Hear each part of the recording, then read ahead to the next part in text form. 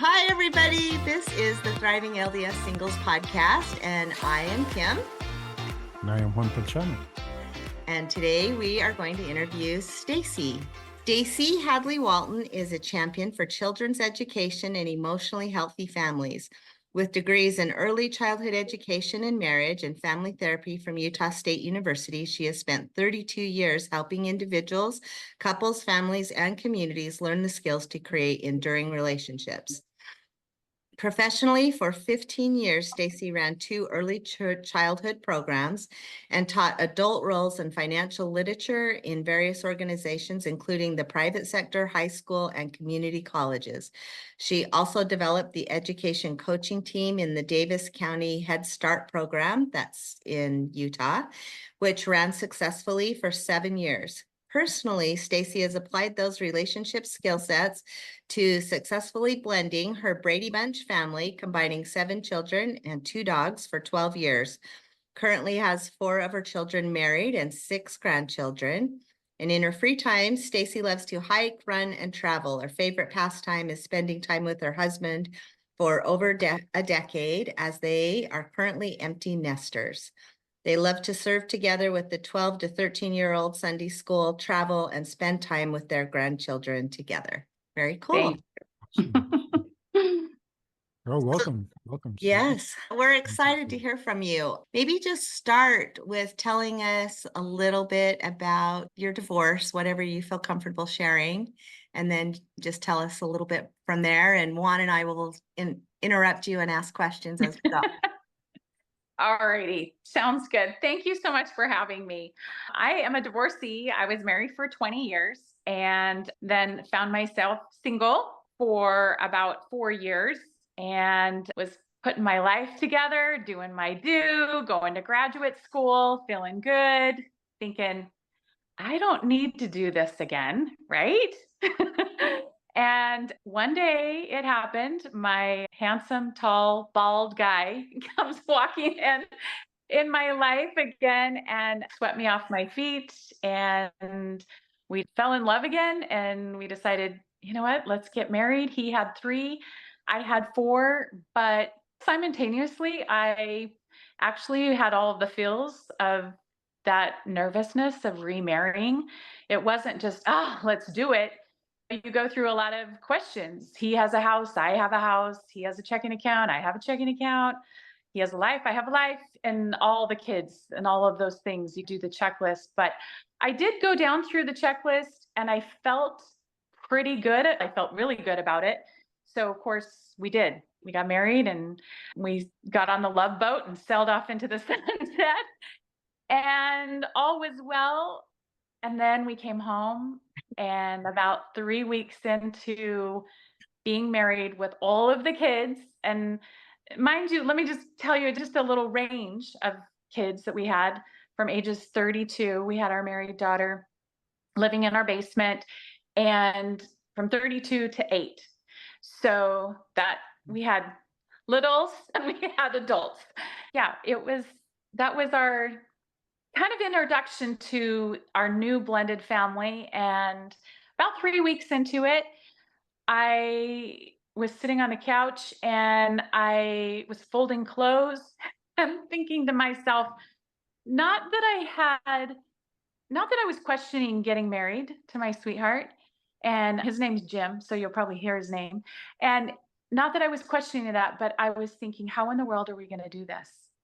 And I think that a lot of people do the same thing. They get married, they fall in love, and this is awesome. And then it gets messy in the middle. So I was sitting there and all of a sudden I got a text from Jim and I was folding clothes. Like, did I sign up for this? And I didn't even want to look at the text because the night before we had an unsettling conversation. And of course, it had to do with the kids. And I think if anyone is in a remarriage or is looking to remarriage, that's what they fear. It's like, why do I want to mesh these families together and mess up what I got going on? Anyway, he sent me a picture and I wish I could show it to you, but I'll describe it really quick. It was an image of a bird and a fish. And the bird was looking down at the fish, and what's in between? you've got the sky and the land, the water, and then you have the land in the middle. And the caption was, "A bird loves a fish, and where will they build a home?" Think about that for just a minute. And I think that and when I read that, I was like, holy cow. That's exactly what I was feeling like. How are we going to do this? But we love each other. And two things came that made a shift, that started thinking, how are we going to make this work? Is one, I knew that Jim loved me. He was saying, I love you, and I really want to make this work. And I was feeling the same way. So that's where we started. And so I'm going to let you ask me questions, but that's where we started. Yeah, I guess the first question, and Juan, chime in, because we were talking about this just the other day, is, and my mom and dad were divorced, and my mom never remarried. I was only 7 when they got divorced, so she was alone for a very long time. But she always said she wasn't ever going to get remarried because she didn't want to disrupt. She didn't want somebody else directing or changing her parenting style or any of those things. She just didn't want to add that complexity to her home. And I think that's a really scary thing. And I think it's really common.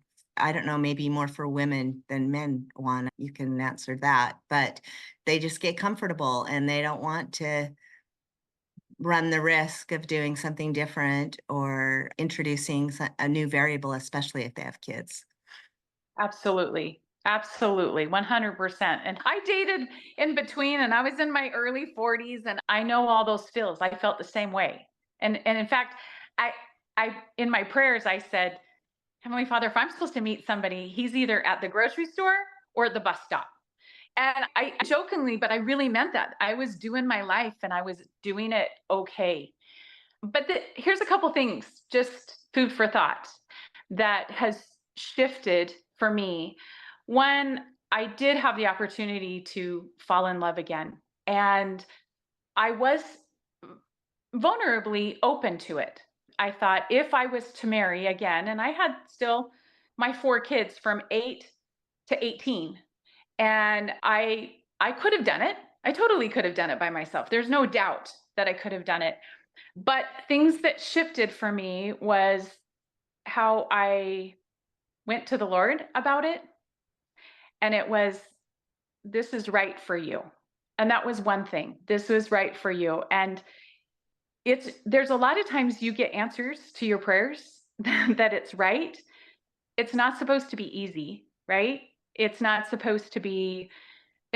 if you say, okay, I'm going to do something, that everything is completely aligned. However, most things were aligned for me in moving forward in that.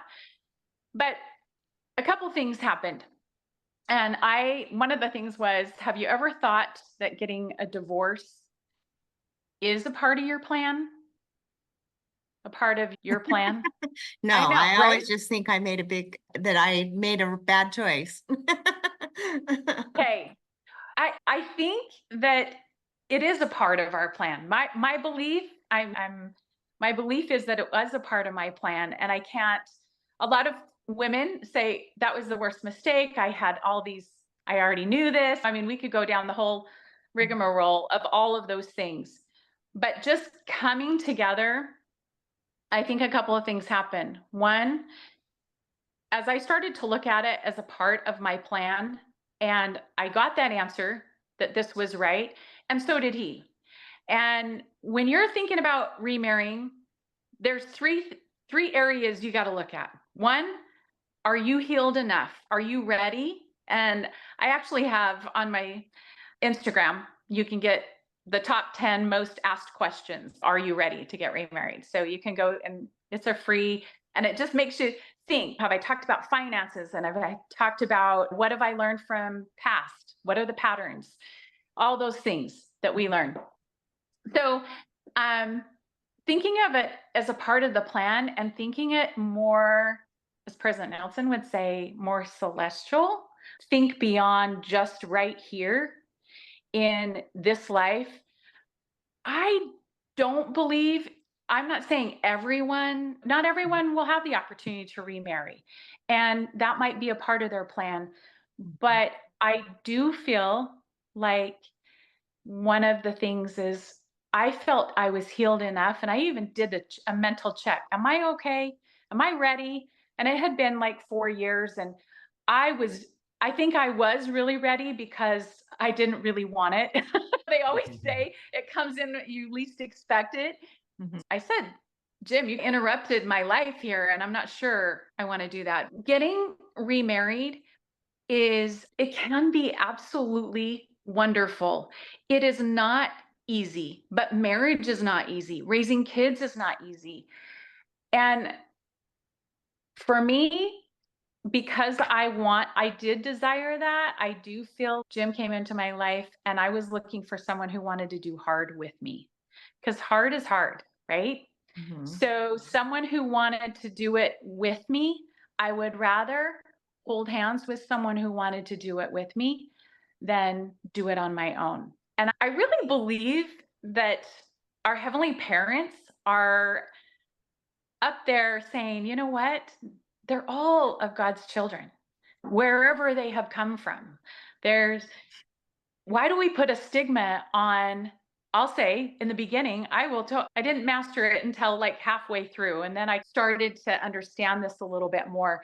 Why would I get so upset or frustrated that my husband might not talk to my children the way I talk to them?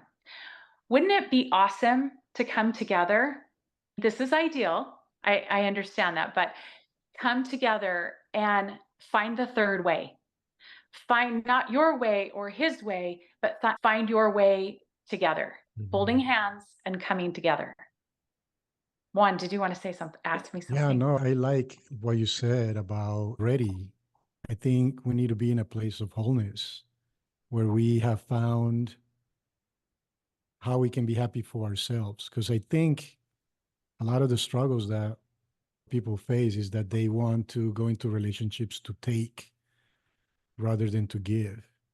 And I think that's what causes a lot of challenges. And I think in your case, I think both of you were in that place where you wanted to come together to give to one another. And that's what to be whole means, is that you're not empty, therefore you give, you know? Yeah. And I think that's the only way it's going to work. And unfortunately, we see divorces, first marriages, but also second marriages. I think it's mostly because people are focusing on taking and what they can get out of the situation instead of I'm whole.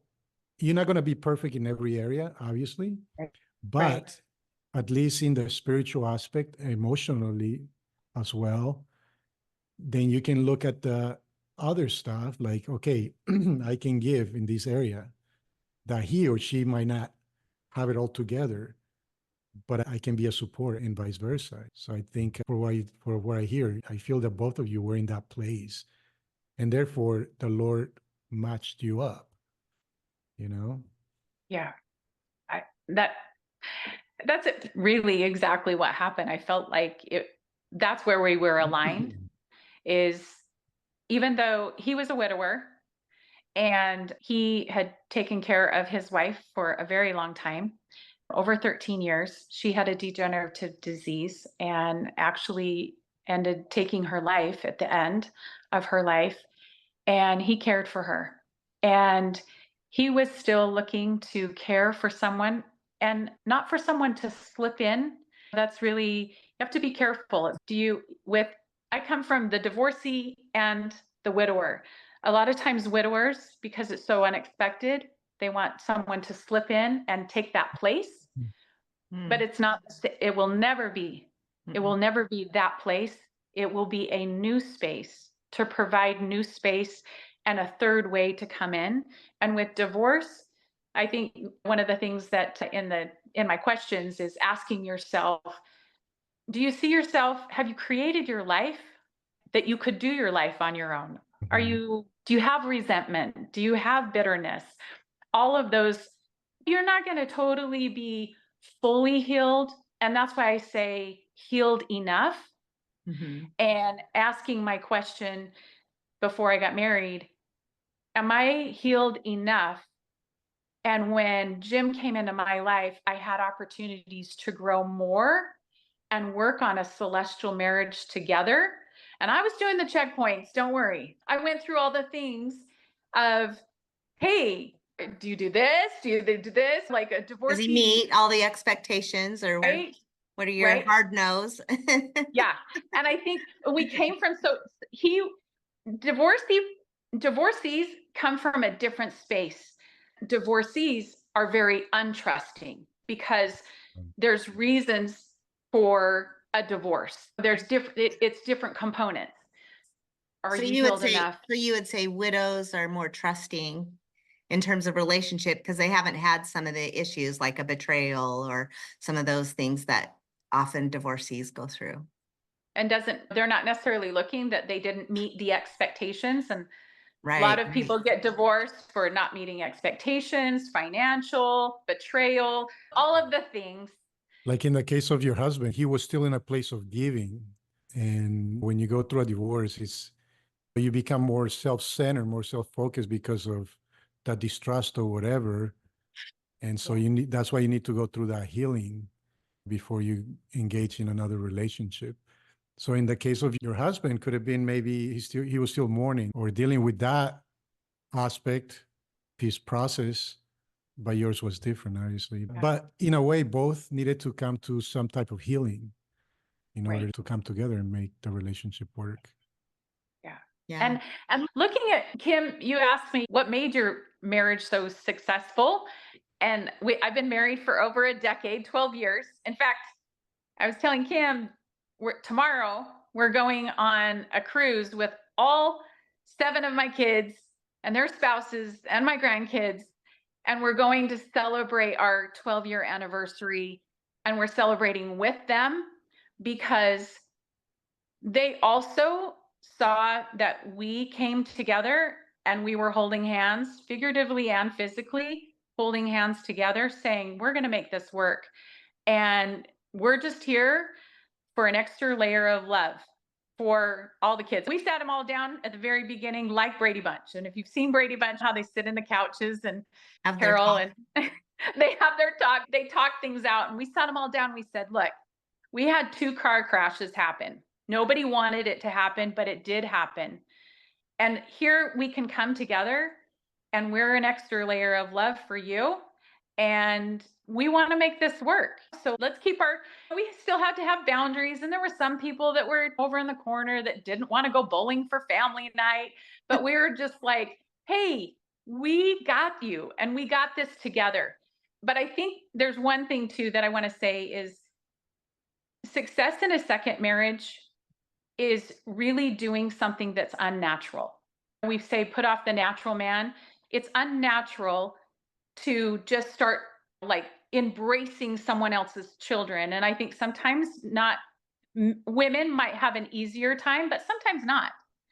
But that you come together and decide, do you really want this? And coming into a second marriage, not daring it to fail, but daring it to work, like having that hope and that faith, just like you do.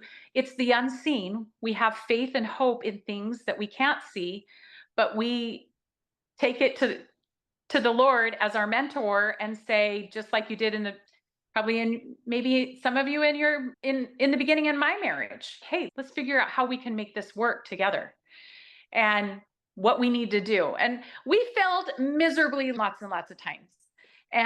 But I was so grateful that we both could forgive. We both could say, I'm sorry. And we both could say, let's try again. We get the opportunity to try one more time. Every day is a new day. And I think that's another thing that we just try to do a lot is, hey, we get to come together one more time. And my sweet husband, who is a widower, he was so good. He helped me a lot, remind me of we get to be together. He has had loss in that way. Like my bonus kids, they don't get the opportunity to talk to their mom again. And I get emotional. I feel like looking at it from the eternal perspective is that their mom gave me the baton and I had opportunities to connect and to love them like our heavenly parents would love them. And it wasn't always easy. I got a 6'8" boy who didn't want to take his clothes upstairs after I folded him and took care of him. And I thought, why is he doing that? He was also building trust too with me. At 15, when your mom is gone, there's all kinds of pieces and everyone's in a different situation. But I really, truly believe that we take on something not natural, but we do it the Lord's way and look at more of an eternal perspective. And if both of you can do that together, granted, that's ideal. And one of the other things is parenting styles.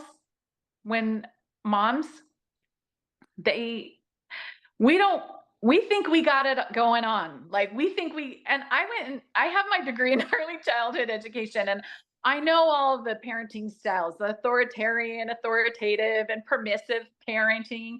And of course, I want to claim myself as the best one, right in the middle, authoritative parent. Anyway, that there's that balance. But remarrying, there's really, if the two of you can hold hands and find the third way, it's not his way that's right or your way that's right. You have an opportunity for just like a new everything. So it's working together. And I hate to say it because I know there's moms, and I did it. It's really hard in a second marriage to navigate two worlds. And the two worlds are your children, because we're mama bears and we don't want to let go. And we think we got it all going on and we know best. And so we don't want to let go and trust again and hold hands. But two is better than one. My boys would not be the great boys that they are. I was grateful to have an opportunity to remarry, and I look at all of the things that Jim has brought to my boys and given my daughter a renewed outlook and faith in marriage as she got married. And our other children, three of them actually, my bonus kids got married too. So we still have two boys that are not married. So Juan, it looked like you wanted to say something a while back. I don't know if you still had a question. Oh, I'm okay. Okay. So a couple things about what you said. First, we have to welcome Kay too. Thanks for joining us, Kay. It's good to see you. Hi, Stacie, this is Kay. Stacie. Hi. And then also a couple of things. I love what you are saying about thinking about it like not from a natural man perspective, but from a more celestial perspective. And that takes a lot of being really committed to the relationship, right? And knowing that you're going to work through anything, because there is going to be hard and people are going to make mistakes and you're not going to give up on each other. But then also just trying to take it from a celestial or a more spiritual perspective instead of from as much as you can, than from your human side. That sounds Right. pretty hard to do. You think it's ideal. It is ideal, Kim. It really is. And it took me quite a few years to get to that space. But you think about it too, the analogy of put on your oxygen mask first. Mm-hmm. And if parents, the two of you can put on your oxygen mask first, you have so much more superpowers to do together for your children. I like it. Like really, you have to, the proclamation even talks about marriage, the two of you coming together. And it's not, I used to read the proclamation and go, I am single. That would be nice. I would love to have somebody in my life that actually was with me and loved God as much as I did. I really would love that. But I think when you find somebody who does love God and wants to still do family, in the beginning, we all started out that way before everything fell apart, however that fell apart, whatever that looked like. So it's not too different. I think I would say the hiccup or how do you get a bird and a fish to live together? There's a certain kind of bird. I just investigated this. There's a certain kind of bird and a certain kind of fish. One loves to be in the mud. It like bathes in the mud. And the fish, I can't remember what kind of fish it is, but he swims in the mud. My analogy about that is that they really do it is messy and muddy in the middle. It is. Yeah. But you learn to swim in the mud.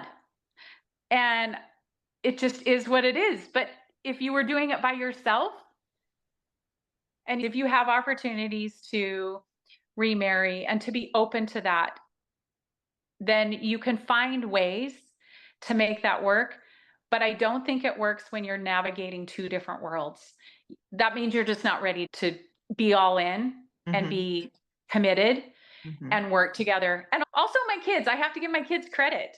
They worked hard to make it work. And in fact, I asked my bonus daughter the other day, I said, why do you think Dad and I were so successful? And I said it really, hey, we did this. We really did it. And all my kids love each other. And she says, I saw that you were committed to each other and that Dad loved you. And this is his daughter, just so you have reference. And she said, Dad loved you. And I saw that you were totally committed and that you loved him. And my other bonus son said, I didn't want to get left behind. And we had this little saying, hop on our party barge. You guys are welcome to come. And both of us loved Jesus Christ, our Savior. Like we wanted that in our lives. And we wanted him. We knew we couldn't do it without him because it's so unnatural. Just like you said, it's so unnatural. And then my last one, the youngest, he said, I knew that both of you loved me. So those were the things that kind of gave me a barometer, like a check. Okay, just to come all in as a family. Yeah. Look at President Nelson and Wendy. Yeah. Like she wasn't blending families, but she did good at coming in. Yeah. Hey, I have a couple other questions. One that came to mind. How long did you date before you got remarried? And the other question is, did your ex get remarried? And then did you have to negotiate how his blended family with your family, or what was that dynamic? Okay. So you asked how long I dated. Yes. Do I dare say it? I will say it. 2 months. We dated 2 months. That's scary. And I can tell you a really funny story when I moved into the ward really funny. I was the scandalous lady. Yeah, that's a story in itself. But yeah, so we dated for 2 months. My son met Jim and he asked my husband asked my son, who was 18, if it was okay that he marry his mom.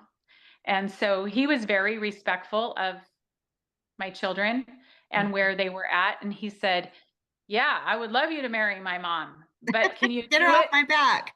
Take care of my mom. But one thing he said is, you do it before I go on my mission, because he had decided to go on a mission and that was not in his plan 6 months previous.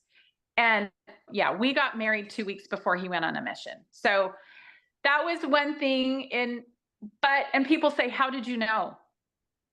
And I really believe when you if you are ready and that person's ready and you're preparing yourself for, like, I needed a certain person. He's my person. He is my person. And I will say a little thing too, is that we were friends in high school. So you were familiar with each other. We never dated. We just had familiar friends. And yeah, so there was a little bit of knowing who he is and where he came from. but that doesn't matter either. But it did matter to me. In our case, it did. Yeah. And then That's how long how about your husband, your ex-husband? he did.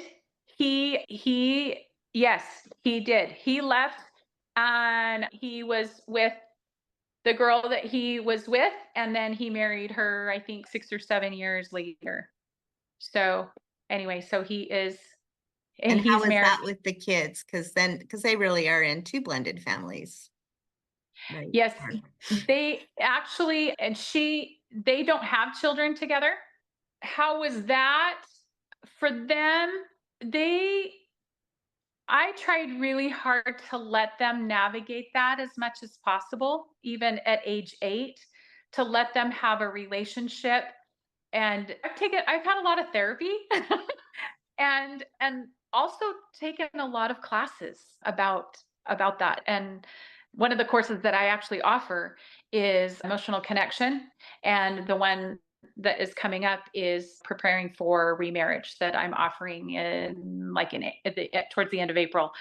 And one of the things that is allowing your children to also not feel like they have to take sides, or that they have to be loyal to this one and not this one, and all of the messy stuff that I think we put on them afterwards. Sometimes not even knowing or not even Right, realizing we're doing it. it's so true. So I think they did well. My ex-husband, soon after our divorce, moved to a different state. So I was single mom for a couple of years. So they would go for long periods of time, like in the summer and over the holidays and so forth. And that just continued. And I think they did fairly well, considering, from my perspective. We did definitely we had moments for sure. Do I want to live here? Maybe I want to go live in Florida. And then you would like, okay, let's talk about that. Let's look at the pros and cons. What's best for you? Instead of kind of maybe the natural reaction that I would want to say, because you have natural reactions. And that's the thing in a second marriage too. Like, I've learned so much, and please, my disclaimer is that I have not mastered it. Still, my adult children, I'm sure, on this cruise will say, oh, well, mom. But we all have a connection. We all love each other. But one of the things is just for me not to remember to learn. I mean, that I can learn something new. I want to explain it like ministering. Remember when ministering came out and we weren't visiting teaching, and we talked about living the higher law, and even all the things that are in the young women and the pamphlets of having personal revelation for yourself. There isn't a checklist, and we don't have to do things the same way. We can be even better. Like, I have learned to be better in a lot of things. I've had to learn a lot of things by trial and error and ask for a lot of forgiveness. So I would say that my children handled that pretty well, and I let them navigate that themselves. One last thing I wanted to say, is talking so much, sorry, but is after I got divorced in the state of Utah, you have to take the class of, if you have children, how to navigate that. And I will always remember this gentleman. He stood up there and he said, divorce will not ruin your children. It's the aftermath that will. It's the constant fighting, the not getting along, the talking bad, all of that. And my goal was, like, that was getting a divorce. That was the thing that I was most worried about. Oh my goodness, my kids. When I worked with kids for years and years, and I didn't want to be one of those statistics. I was one of those statistics. And now I'm beating the odds of 67% of second marriages fail. And I think they do just because we go back to our old ways and we think we know best. But really, I think if someone came into your life, that might be just a thought. I'm not saying for everyone, but that might just be your plan. So To have a second. did I answer that? Yeah, to have a second marriage. And I think what I'm hearing you say really clearly is being just pounding in over and over is be open to a new way, a third way, not your way or his way or my way, but together, third way. Yeah, absolutely. And with your children too. I just want to Create new things. add to that is what Stacie's saying. I was divorced and remarried, and the bringing a new partner into my children's lives certainly took negotiation and balance and all that. But he's been the best thing. My children will comment that having this new father added to their life so much. And they still have their other father and still have their relationship with him. And I, like you, I tended to let them negotiate it. And there was periods of time where they said, we want to go live with dad. And you're going, no, it was both two of them. One of them, he was a 16-year-old boy. We had such a great time. And here he was, I was nearly at the end and he wants to go live with dad. And it was so hard to let him go. But of course, the letting go meant that he stayed close with me rather than a fight or anything. That's the important bit. They say he added so much to their life and has taught them so much about life that they were. And when he died, they said we grieved him more than we grieved our own father because he had been such a big influence in their life and really taught my boys how to be men, like good men. So yes, it can work and it can be good. But yes, it did take some balancing and Negotiations, compromising, all of that. Absolutely. There's just mud in the middle, but learn to play in the mud. It can be a glorious thing. Yeah. I agree 100%. But yeah, I've got that testimony or whatever you call it, that second marriages can work and can work really well, and it can be really good for the children. So yeah. So Awesome. I think so. It has been for me, and feel extremely humbled and blessed that we worked hard to get to that. Yes. It required some work. Yep. I give sometimes the analogy, I'm a runner, and I'm like, if I commit to running a race and I buy a new pair of shoes, I'm not going to run halfway in that race in those shoes and drop them off and go get another pair of shoes. It's go big or go home and go all in. Yeah. That's what I would say. No DNFs, huh? No, do not finish. That was what I think made our relationship work too. We both had been divorced and we both went, we're not doing that again. We're going to stay committed. Yeah. And second marriages never use the D word. Never. Just that's laying the foundation and piece of second marriages. Okay, we're all in, and there's some certain, what do they call them? Ground rules or something? Is that, yeah.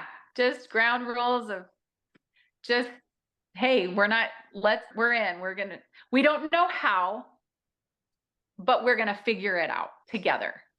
Yeah. We made a commitment that we would do something for our marriage every year. We would go away on a retreat or do some more work on our marriage every single year. And we did that for probably 15 years. We were married for 29 years. So yeah, for about 15 years, I think we did that. After that, like we'd figured it out and the kids grew up and life got easy again. Yeah. You're in the empty nester stage, and that's where we're dating again. We're dating again. And that was my husband said, if we're going to do this, Saturday nights is our night. And that was hard as a young mom with young kids. I didn't want to leave my kids. That was a really hard thing for me to do, but trusting that it was okay, get a babysitter. The older kids could do it, but Saturday night, and still to this day, if our kids ask if they were going to do something, they're like, hey, are you going on your date on Saturday? We were thinking we'd come up and do dinner on this day. They still know that Saturday night is our day. So that's nice. Yeah. Did you think about doing counseling with your second husband, or did you, because that is a little bit of your background, right? Did you? Yes. Oh, Absolutely. 100%. Counseling is so important, I think. And because I had done a lot of counseling by myself, I think that was a stark reality, Kim, when we got married, very vulnerably and honest. I thought I knew it all. I really did. I was like, I got this. I know how to do this. It's everything until you have kids. Yes, we did. We took a workshop, an 8-week workshop on Hold Me Tight. And I take a lot of that in my class that I teach. And we did some therapy individually and together because we healed enough. And Juan asked me, we were talking about that earlier, just before he came on here, but in the very beginning, but healed enough, but there's still growth.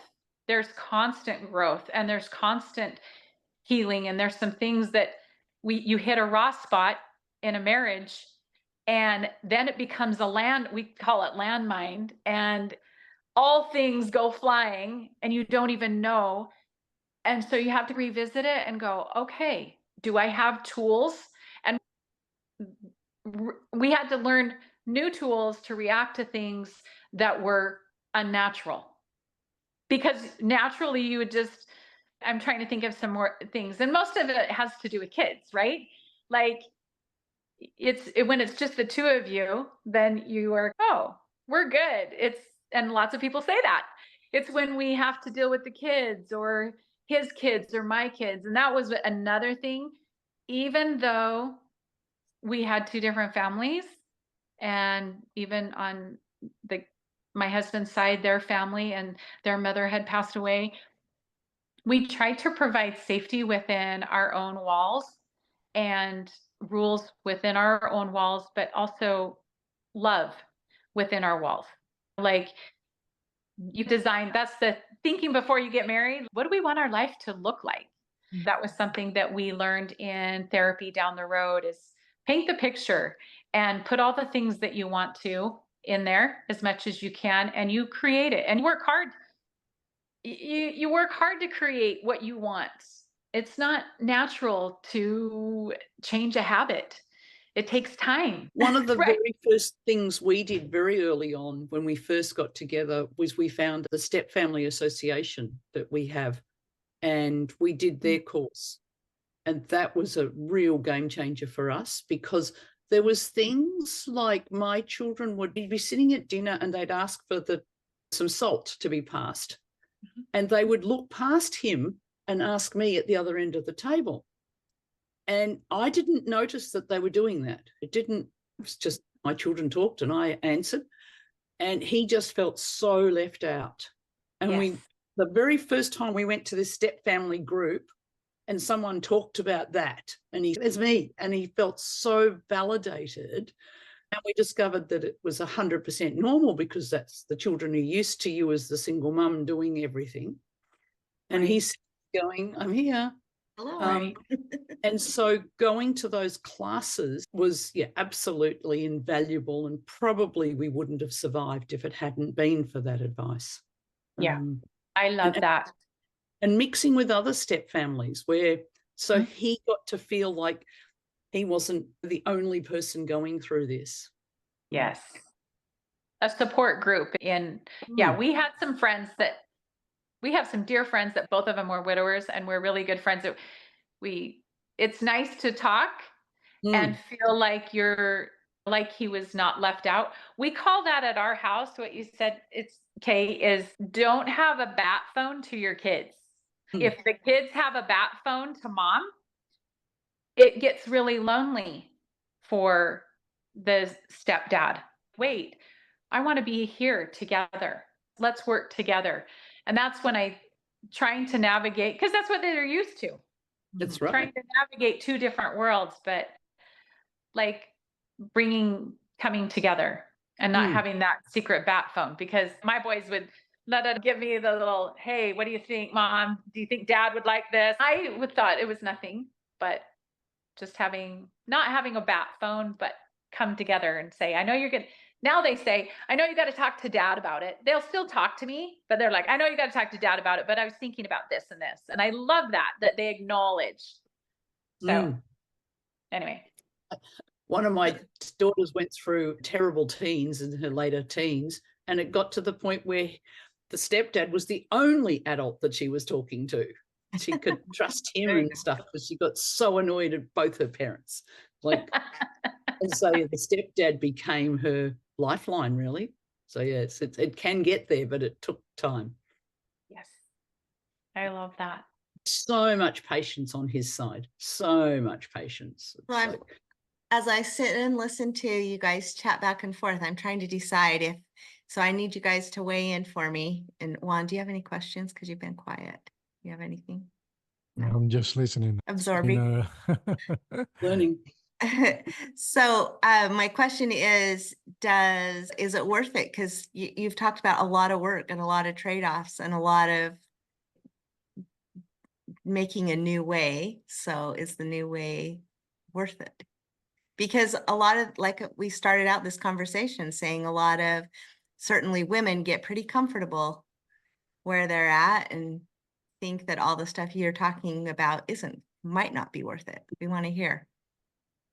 It sounds like Stacie might be the same. My children were quite young. So my youngest was only 7 at the time. So they were 7 to 15, very much in the child rearing section of life. And to have that person come in and be such a positive influence in their life, and to help me as we went through those teenage years and early 20s and all that, was so worth it. And my life was so enhanced by having this person in my life, and added to my life so much. I'm actually not sure I'd do it again now, though. I'm not sure. Hey, don't let me down. Stacie. I think I always have these thoughts about, I hear missionaries saying it was the best 2 years of your life, but I am glad I'm done with the mission.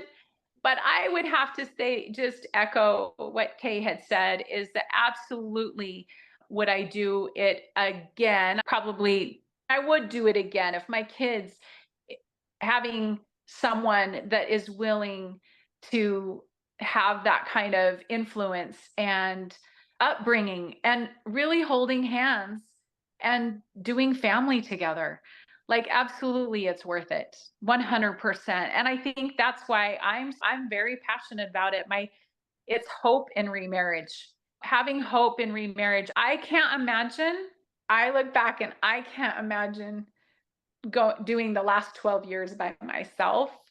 And it's not just doing the do. It's not just doing the do. It's having a companion who wants those same eternal things, and that I've had so many opportunities to serve with my sweet husband in different callings, and to just have a family that I wanted in the beginning. I wanted the family to work hard. I knew that you grow up in family, no matter what, is hard. Yeah. And raising children, but just to have that love and all of the benefits that come, I just don't think it's a part of I think it's a part of the plan to get remarried, and it's not to be single. And I don't want to, I have to be careful, because there are people that are single and say, you know what, I'm good to be single. And if somebody came in my life, that would be great. And that's why I say, be open, and that right person can come walking in when you least expect it, and it can enrich and make your life so amazing. And your children, I feel like I gave my children a gift, like a gift that I didn't know I could. And I think I said, Kim, my 31-year-old, and I didn't think he would ever get married. And he talks to his stepdad about the ring and about all of the things, how he treats me. They get to see that. They get to see the opportunities that I've had. And I'm hoping that my boys will treat their sweet wives like that. And if they don't. That's awesome. So. So I think, and I know your message is hope in remarriage. That really is your theme, what your classes are all about. We'll definitely share that information. Are there any other questions for Stacie? Comments, things we want to share or ask?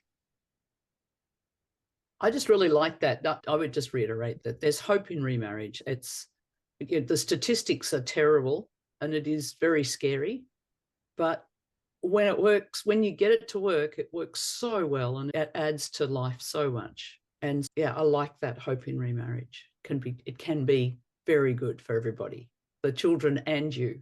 So yeah, good. Yeah. I'm glad someone's teaching that message. It's good. Looking forward to it.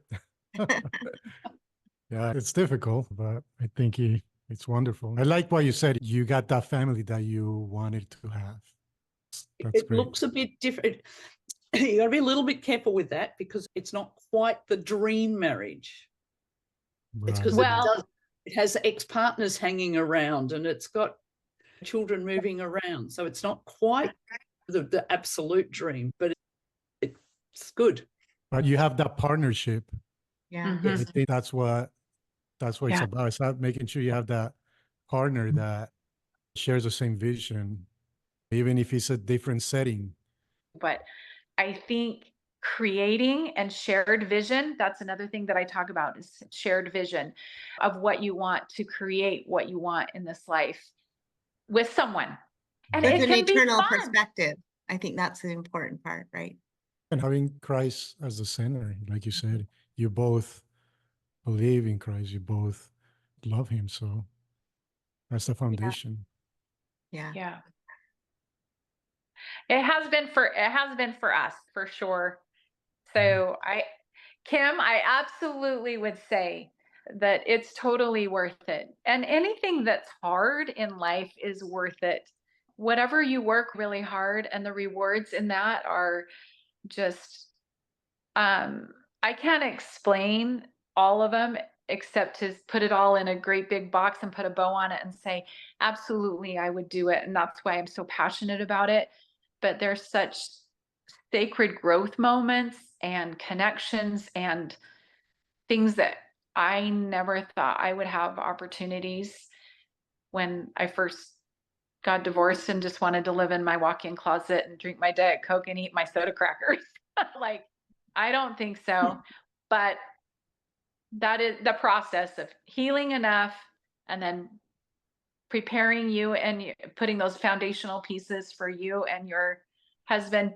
Absolutely do preventive counseling. So has it enthused you, Kim? Do you feel better about remarriage now? Yeah, I always felt good about it. I was asking for my audience. Right. So, thank you, Stacie. It was great having you on. Such great information. We really appreciate it. Thanks, Stacie. We really enjoyed it. Bye, everybody. Bye.